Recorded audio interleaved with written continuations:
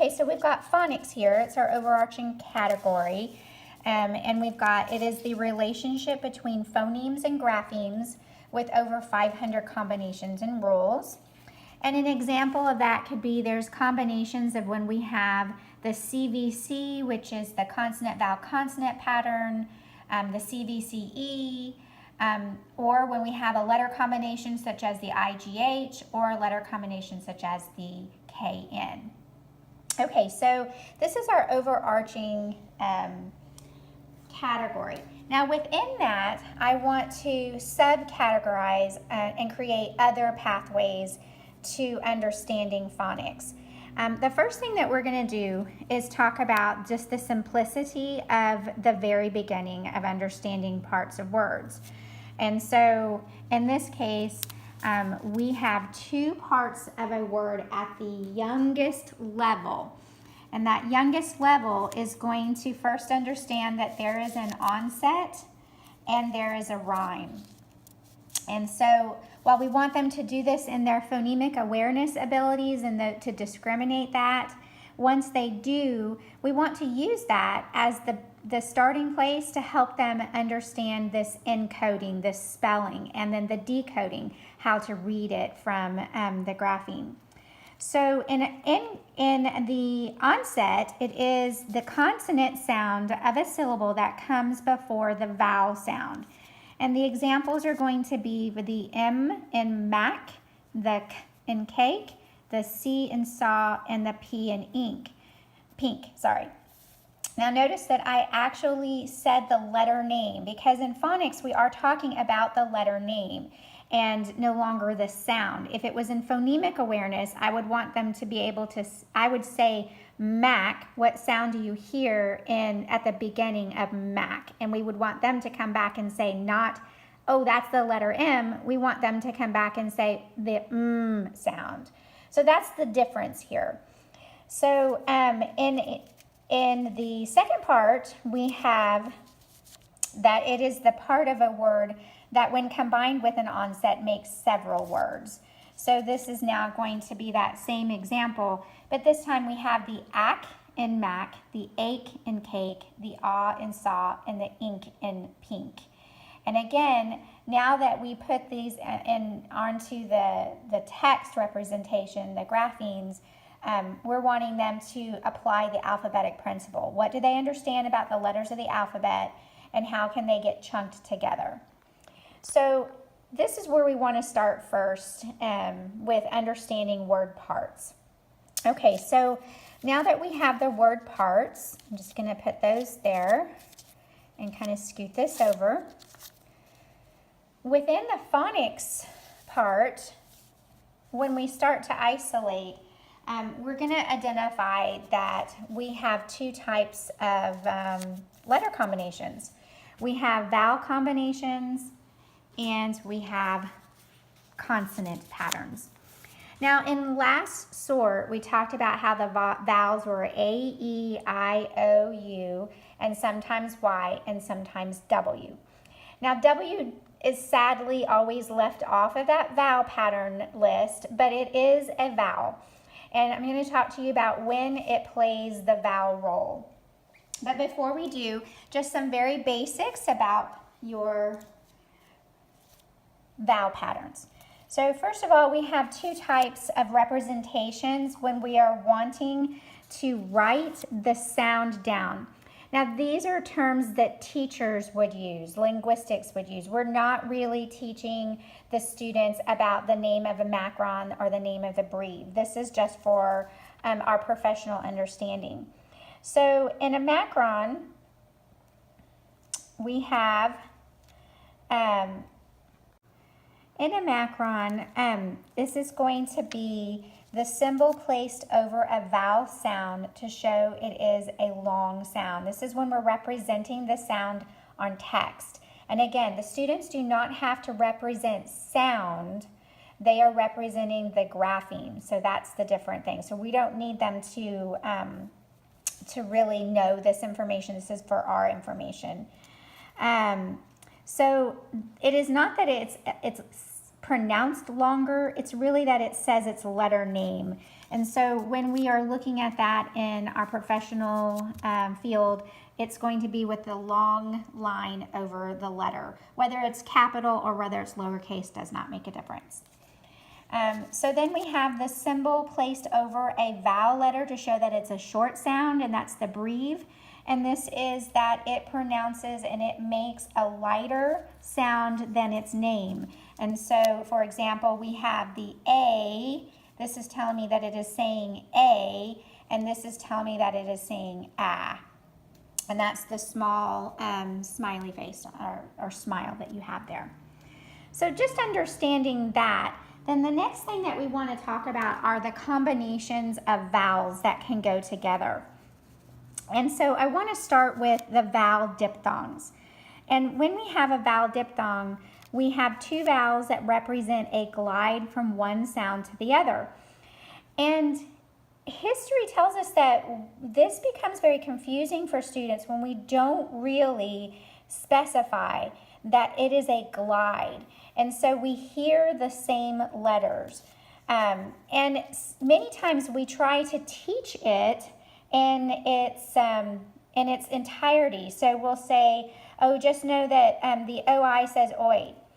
But if we stopped to talk about the fact that in this vowel pattern, we actually hear both sounds. We hear the O, I, O, O as in long O, and then the I, very light. The O is overpowering the I, so we don't hear it all. But we're going to say oil, oh, and if I really slowed it down, I can hear the I sound. Oil, oil. So we want to try to help the students out by saying, oh, just it's the oi sound.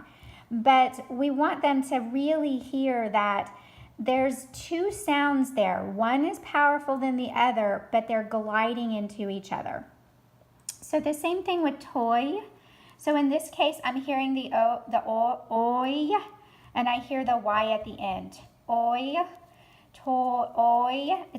It's not a full long O, but we do hear that sound. Same thing with now. So here is where W is playing the vowel role. So I have the ow, ow.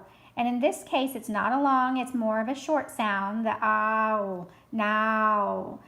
Now, how we pronounce is exactly how we get our accents. So depending on your region, you will say these differently. And then the other example is house. Again, and this time we're hearing the sound. How, us, house. It's a very light, very hard to understand. But when we help them to see that we're not just trying to memorize that the OU goes together in house, but we're actually trying to help them hear. Sound phones, when they say these words into sound phones, they really can hear them in their slow gliding movement. Okay, so when two vowels can either glide together, and then we can have vowel digraphs. And what vowel digraphs are going to do is simply have the two vowels represent a single sound.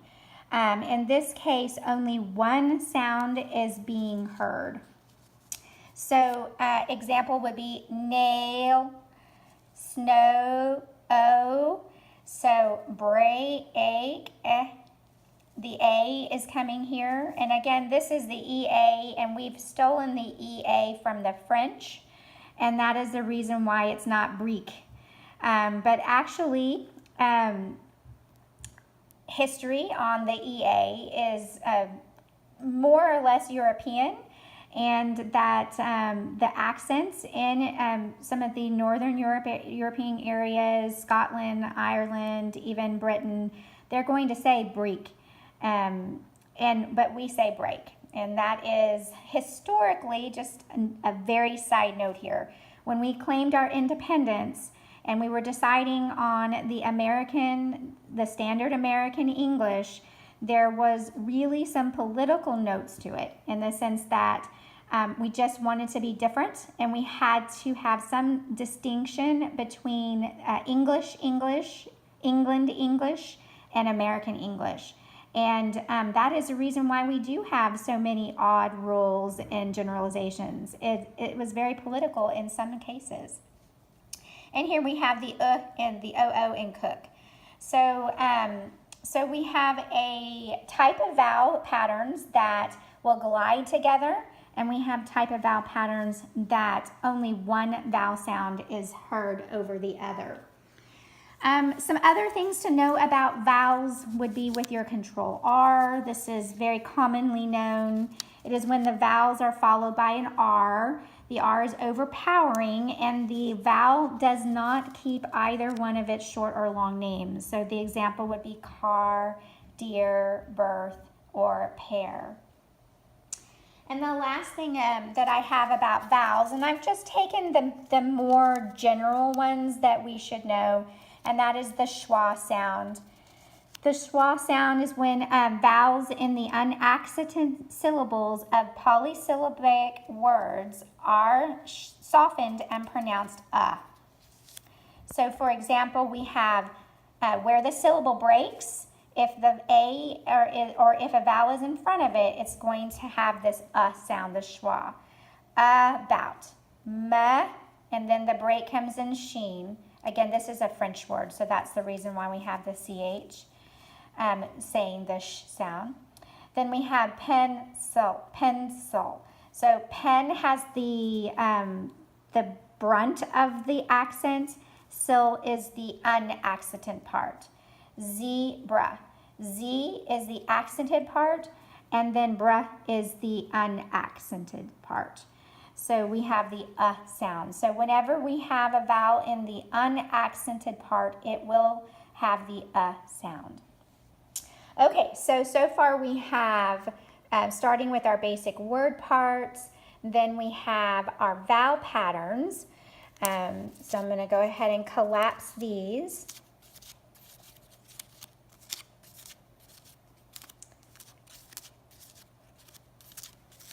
You go ahead and do that as well. All right, so then the next thing that I want to talk about is our consonant patterns. So here, much like we have vowel diphthongs, which in this case, we have two letters, they glide together. Its cousin in the consonants is going to be the consonant blends. We have with the consonant blends, we have 2 or 3 consonants that appear next to each other in words, and their individual sounds are blended together and heard.